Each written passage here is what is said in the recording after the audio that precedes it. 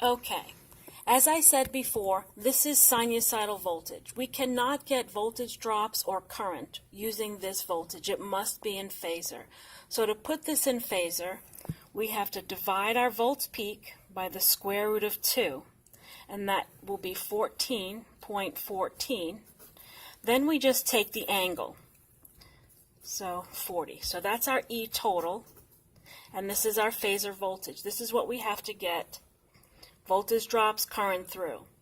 So I total is what? E total divided by Z total. In this case, our E total is 14.14 at an angle of 40. And then we're going to divide it by Z total, which is what we got before, 30.53 ohms at an angle of negative 10.65.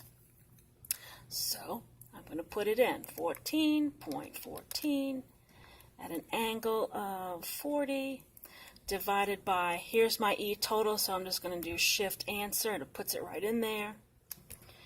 And there's my current. So the current is actually reading 0.4632 whatever, and if you don't see a little exponent negative 3, then this is in amps. I like to put my stuff in milliamps when I see it like this. So it would be, remember, milli is exponent negative 3. So you take this decimal, negative 1, 2, 3. So that makes I total 463, and I'm going to add 2 decimal places, 0.22 milliamps at an angle of 50.65 degrees. So that's my I total that's running through this circuit. I'm going to save this so I can just multiply each. I'm going to save it by saying to the calculator, hey, save that last number in alpha Z. Then I'm going to press execute, and there it is. So I'm actually using the entire I total to get the voltage drops.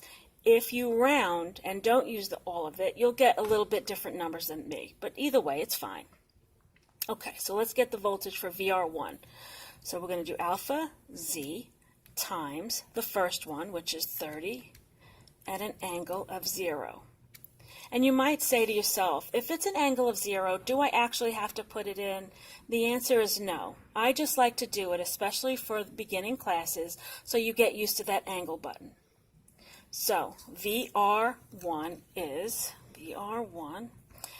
13 point, since this is 8, 9, and this is a 6, I'm going to round it up to 90 volts at an angle of 50.65 degrees. Then we're going to do VL1, and then we'll do VC1. So VL1 is alpha Z times 20 ohms at an angle of 90 would be 9.26 volts at an angle of 140.65 degrees.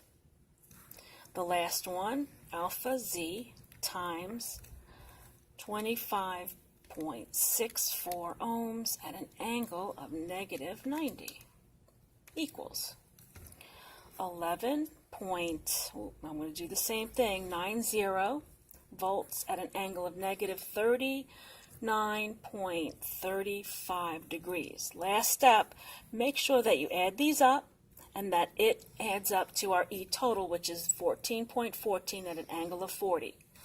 So I'm going to add that one plus, and then I'll just have to add the other two.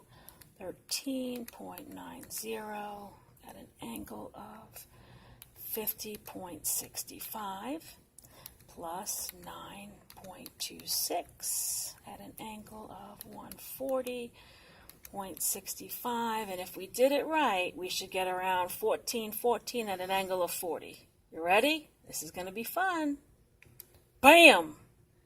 Ooh, that looks good. Okay, so we got 14.14 at an angle of 39.98. So it'd be 99.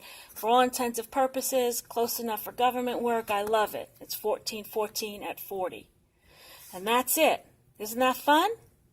Bye.